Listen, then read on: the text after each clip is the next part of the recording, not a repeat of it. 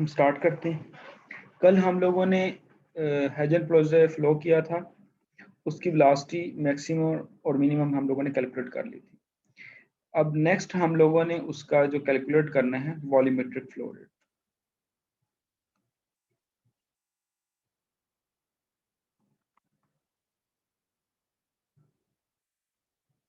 Volumetric flow rate, volumetric flow rate को हम लोग डिनोट करते हैं क्यू के साथ,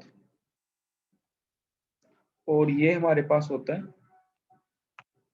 ये हमारे पास होता है surface integral P dot N unit vector D S. और यहाँ पे जो n हमारे पास है, n परपेंडिकुलर टू द जो फ्लो होता है जिसके ऊपर हम ले रहे हैं वो होता है। तो हमारे पास जो है इन्फिनिट सिलेंडर है, इस तरह से ये इसकी एक साइड, ये अदर साइड।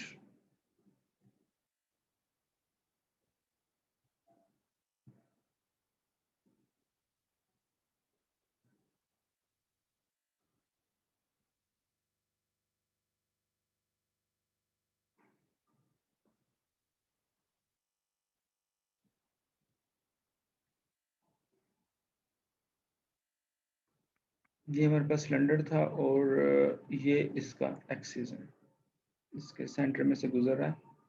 और ये एक्सिस जो हमारा हमने लिया है, ये हमारे पास जो एक्सिस है ये ई जेड के लॉन्ग है। तो अब हमने क्या करना है, इस जो हमारे पास ये प्लेट है, इसको एक परपेंडिकुलर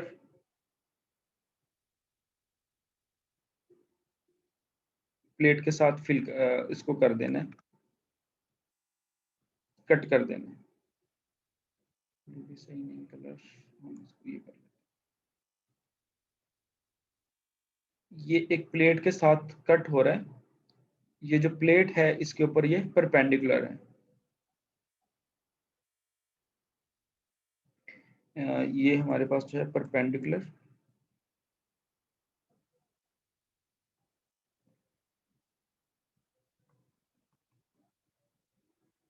तो इसके ऊपर जो हमारे पास जो नॉर्मल एक्सिस बनेगा वो इस तरफ बनेगा हमारे पास। ये इसके ऊपर हमारे ऊपर ये है हमारे पास एन एन वेक्टर इस डायरेक्शन में बनेगा। अब हमारे पास जो एन है वो इक्वल आ जाएगा हमारे पास ई जेड के इक्वल।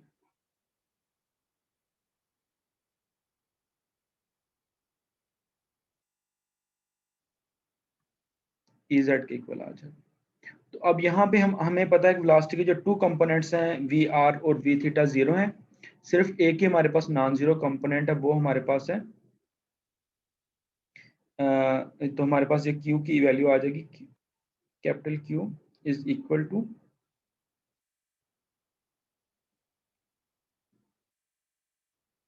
सरफेस इंटीग्रल वी, हमारे में वी आर और वी थीटा की वैल्यू जीरो, हमारे पास रह जाएगा V Z E Z dot N की प्लेस में हमारे पास क्या आ जाएगा ई जेड और डी एस। हमने जिस ये प्लेन के साथ इसको कट किया है उसमें वेरिएबल कौन कौन से पैरामीटर्स हैं वो हम लोगों ने देखने। इस पे जो वेरी कर रहा है हमारे पास वो वेरी कर रहा है, इस पे जेड फिक्स है क्योंकि जेड के परपेंडिकुलर है। जो जिस चीज में वेरिएशन आ रही है वो हमारे पास है डी आर और डी थीटा। और हमें पता है जब भी डी थीटा डिफरेंशिएशन के साथ आता है तो हम साथ में आर के साथ मल्टीप्लाई लाजमी करते हैं, अदरवाइज हमारे पास जो डायमेंशंस हैं उनका प्रॉब्लम आ जाता है। तो अब उसके साथ फिर हम लोगों ने नेक्स्ट लिमिट्स लिखनी है। जो आर की लिमिट है, हमें पता है जो आर हमारे पास जो वेरी कर रहा है इस प्लेस से लेके यहाँ तक, ये हमारे पास वेरी कर रहा है जीरो से लेके आर तक। यहाँ पे हमारे पास आ जाएगा जीरो लोअर लिमिट, और जो अपर लिमिट हमारे पास इसकी आ जाएगी कैपिटल आर आ जाएगी। अब हमारे पास जो एंगल है वो सर्कल के अंदर हमें पता है जो ये पूरा सर्कल कवर कर रहा है, तो हमारे पास जो एंगल आएगा वो आएगा 0 टू 2 पाई। पाई को मैं पी आई से लिख रहा हूँ बजाय उसके ग्रीक में लिखने के।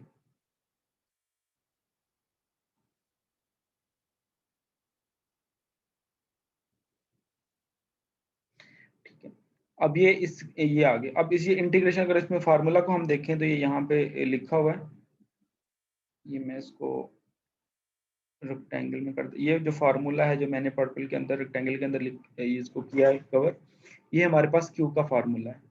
अगर इसको हम क्रॉस सेक्शनल एरिया के साथ कवर डिवाइड कर देंगे तो हमारे पास एवरेज वेलोसिटी आ जाएगी। तो हमारे पास जो वी एवरेज होगा,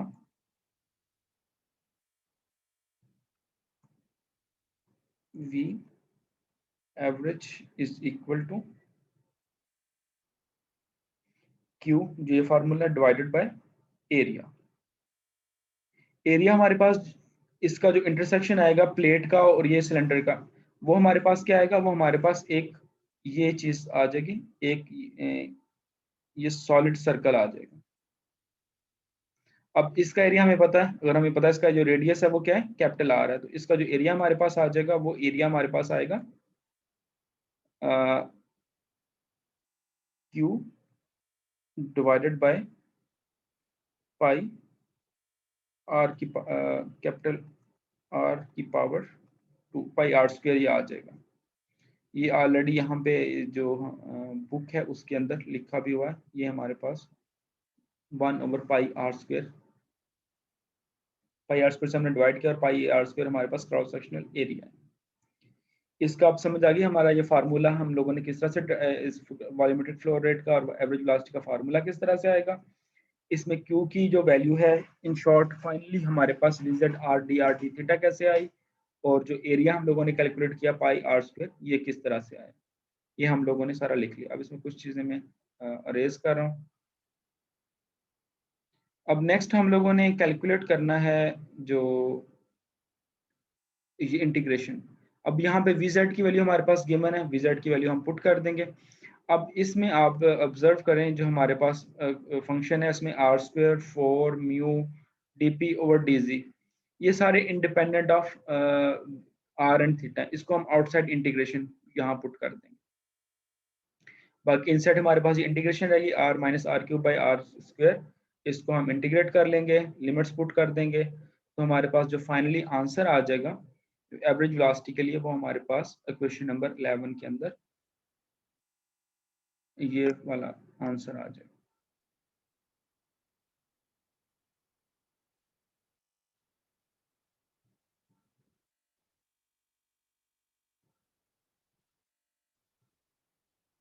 ये हमारे पास जो क्वेश्चन 11 है जिसमें मैंने चेक का साइन लगाया, ये हमारे पास वैल्यू है एवरेज वेलोसिटी की। अब इसको हम यू एवरेज और मैक्सिमम की फॉर्म में लिखना है तो हम इसको उस तरह भी लिख सकते हैं कि हमारे पास इसके बिटवीन जो रिलेशन है एवरेज वेलोसिटी और मैक्सिमम वेलोसिटी के बिटवीन, ये हमारे पास सर जी आपकी आवाज कट रही है। जो वी एवरेज और वी मैक्सिमम के बिटवीन जो रिलेशन है, ये हमारे पास ये आ जाएगा, ये जो मैंने इस रेक्टेंगल में कवर किया है, यानी कि वी मैक्सिमम है 2 टाइम्स वी एवरेज होगी, ये इसके बिटवीन रिलेशन आ गया। अब इससे नेक्स्ट आप लोगों ने इसमें जो कैलकुलेट करना है, वॉल्यूमेट्रिक फ्लो रेट कैलकुलेट करना है। वॉल्यूमेट्रिक फ्लो रेट का फार्मूला हमें पता है कि वो होता है, हम लोगों ने जो एवरेज वेलोसिटी कैलकुलेट किया उसके साथ क्रॉस सेक्शनल एरिया से मल्टीप्लाई कर देंगे, तो ये हमारे पास इक्वेशन नंबर 12 के अंदर हमारे पास वॉल्यूमेट्रिक फ्लो रेट आ जाएगा। नेक्स्ट थिंग जो हम लोगों ने कैलकुलेट करनी है वो शेयर स्ट्रेस कैलकुलेट करना है। इसके जो रिलेशंस है वो प्रीवियस चैप्टर में दिए गए हैं। हमें पता है जो स्ट्रेस है उसके टोटल 9 कंपोनेंट्स होते हैं। उन 9 कंपोनेंट्स में से हमारे पास जो हैं 6 इंडिपेंडेंट होंगे और 3 डिपेंडेंट होंगे। जो मैं पहले इनके लिख देता हूँ, ये कौन कौन से होंगे। जो सबसे पहले हमारे पास है टा आर आर, टा थीटा थीटा, टा जेड जेड, टा आर थीटा, टा आर सी और टा थीटा सी। अब ये सिमेट्रिक है, तो ये जो टा आर थीटा है इक्वल होगा टा थीटा आर के, और टा थीटा जी इक्वल होगा टा जी थीटा के, और ये इक्वल होगा टा जी आर के इक्वल होगा। तो इसमें जो हम वैल्यूज पुट करेंगे तो बाकी जो सारी चीजें 0 हो जाएंगी, सिर्फ एक ही इंडिपेंडेंट बचेगा हमारे पास, वो होगा टा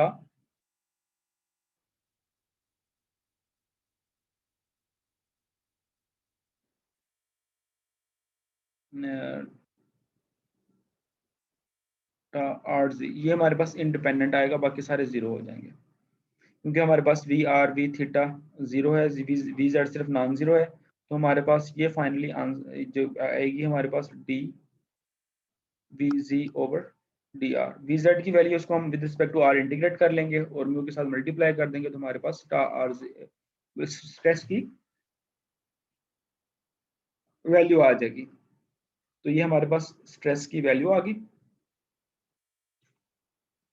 अगर नेक्स्ट क्वेश्चन अगर आपसे पूछा जाए, अगर आप लोग वैल्यू इसका स्ट्रेस फाइंड करें at the axis of the cylinder, या फिर इसकी बाउंड्री पे स्ट्रेस फाइंड करें, तो उसके लिए आप लोग क्या करेंगे, ये जो आप लोगों ने कैलकुलेट किया है स्ट्रेस इन इक्वेशन नंबर 13, ये हमारे पास स्ट्रेस की वैल्यू है -r/2 dp/dz। अगर हमने इसको एक्सिस ऑफ द सिलेंडर पे पुट करना है तो we put r is equal to 0 here. If we have to find the stress at the boundary of the cylinder, we put r is equal to capital R. Equation number 14 जो हमारे पास है, ये denote कर रही है stress at the boundary, और जो है एक्सिस पे यहाँ पे नहीं गिवन, एक्सिस पे जो हम कैलकुलेट करें स्ट्रेस, तो हमारे पास उसकी वैल्यू 0 आ जाएगी।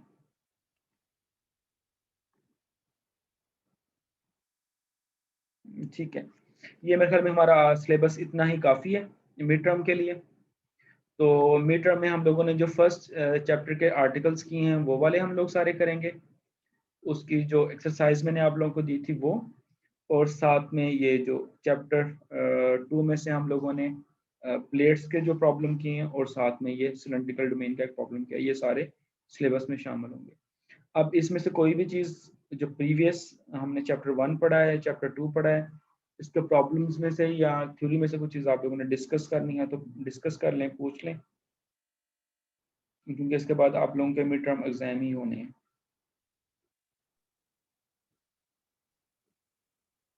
सर जी, जो फर्स्ट चैप्टर की एक्सरसाइज है वो रहने दें, जो उसमें बेटा आप ऐसे करें कि एग्जांपल्स है ना वो कर लेते हैं। उसमें आप ऐसा करें कि अनसोल्ड रहने दें, सोल्ड वाली प्रॉब्लम्स कर लें। ठीक है, इतना जो अनसोल्ड है वो फाइनल में कर लेंगे। ठीक है, एक्चुअली ये जो आपके हमारे प्रॉब्लम्स है ना, उसमें आपने अगर चैप्टर पढ़ा हो सारा, आपको सारे फार्मूलाज आते हैं, वैल्यूज देनी है आपने, वैल्यूज को पुट करना और आपके पास आंसर आई जाने, तो उसमें कोई इतना प्रॉब्लम नहीं है न्यूमेरिकल्स के अंदर, सिंपल सिंपल से प्रॉब्लम्स हैं। जी सर। हाँ जी, अब आपने कोई क्वेश्चन पूछना हो थ्योरी से रिलेटेड या कोई भी न्यूमेरिकल से रिलेटेड, आप लोग डिस्कस कर सकते हैं।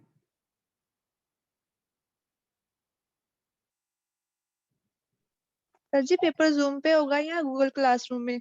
आपके जो एमसीक्यूज होंगे वो आप लोगों के मैं गूगल क्लासरूम में लूंगा। जो ऑब्जेक्टिव टाइप है, जो सब्जेक्टिव है क्वेश्चन मैं आपको दूंगा, वो एग्जैक्टली ऐसा नहीं होगा जो आप लोगों को दिया गया, जो क्लास जो सारी चीज़ें हमारा सिलेबस है वो पढ़ेंगे, लेक्चर्स को देखेंगे, उसी से वो उसको सोल्व कर पाएंगे, ताकि जो स्टूडेंट्स पढ़ रहे हैं और जो बिल्कुल भी नहीं पढ़ रहे, दोनों को सेम एवेल्युएशन नहीं ना हो। ठीक है, उन जी यानी कि सर, जो पढ़ ठीक। रहे हैं उनको मार्क्स उनके अकॉर्डिंगली मिल रहे हैं, जो बिल्कुल भी टाइम वेस्ट कर रहे हैं, नहीं स्टडी कर रहे हैं, उनकी जो वैल्यूएशन है उनमें कम मार्क्स आए। जी सर। ठीक है जी, कोई और क्वेश्चन आप लोगों का? सर सिलेबस से हट के है एक क्वेश्चन। जी पूछें। सर जो इनरोलमेंट हुई है ना सारे स्टूडेंट्स की, सर वो पहले पोर्टल पे शो हो रहे थे सबके सब्जेक्ट्स, अब सब्जेक्ट नहीं शो हो रहे किसी के भी, ना अटेंडेंस शो हो रही है। ये तो कब से? अब पेपर सब हो रहे हैं फर्स्ट सेमेस्टर के, तो वो क्या बनेगा फिर? बस चले, मैं ये नोट करवा दिया, मैं इसको देख लेता हूँ। पर्टिकुलरली मुझे कोई स्टूडेंट्स का नेम सेंड करो ना कि इसका ये सब्जेक्ट में एनरोलमेंट करवाई थी, ये शो नहीं हो रही, वो मुझे मैसेज कर देना ग्रुप में। ओके, सबकी नहीं हो रही सर, मैं सबके रोल नंबर कर दूँ। पर्टिकुलरली मैं किसी एक सब्जेक्ट को तो चेक करूँ ना, उस बच्चे की एनरोलमेंट शो हो रही कि नहीं हो रही, उस स्टूडेंट का नेम, रोल नंबर, सेशन और उस सब्जेक्ट जिसमें एनरोल करवाया मॉर्निंग इवनिंग, वो मुझे सेंड कर दें। Okay sir. ठीक है, और कोई क्वेश्चन आप लोगों का ये इसके रिस्पेक्ट से या इसके अलावा कोई भी? चलें जी, कोई क्वेश्चन नहीं है। Good luck for your mid term exam. आप भी क्वेश्चन हो तो पूछ सकते हैं ग्रुप के अंदर, मैं आप लोगों को उसका आंसर कर दूंगा। और जो पेपर टाइमिंग है और पेपर किस तरह से किस टाइम में होना, मैं आप लोगों को ग्रुप के साथ ही अंदर शेयर कर दूंगा। ठीक है, जी सर। Okay sir. ओके जी, अल्लाह हाफिज़। अल्लाह हाफिज़।